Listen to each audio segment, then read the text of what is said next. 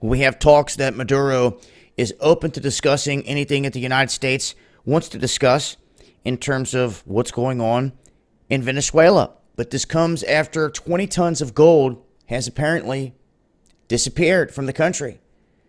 Now, there's different angles to look at this, but they're saying that per Bloomberg, they're going off of a tweet that was put out by Jose Guerrera.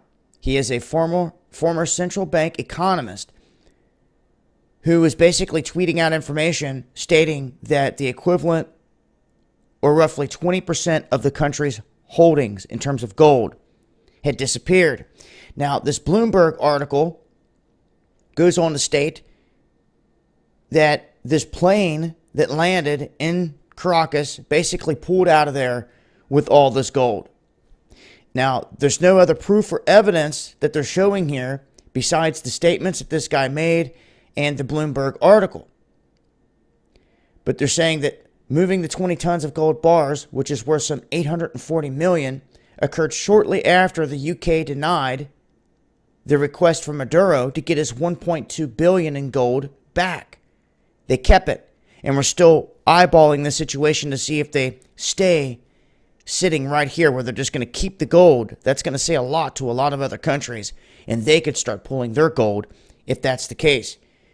But all of a sudden, this mystery plane from Russia had landed in Caracas, and there was speculation that it was there to load up gold and all this other stuff.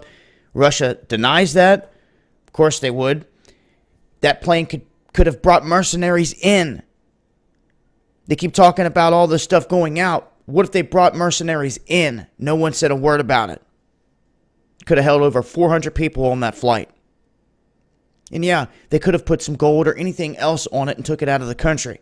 It was just yesterday we had witnessed Maduro's flight, the equivalent of Air Force One, take off and land in a special province in Venezuela where he was there overseeing a military drill.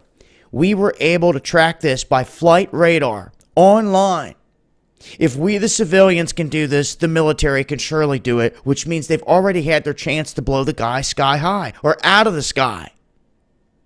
And they didn't. Yet. So think about that. And all the rest of the puppeting going on globally here, as in the end, it's just the people that end up suffering. I'm going to leave a link. I'll continue to update with more info as things change. Make sure to follow me on Twitter for more. It's been Dabu7.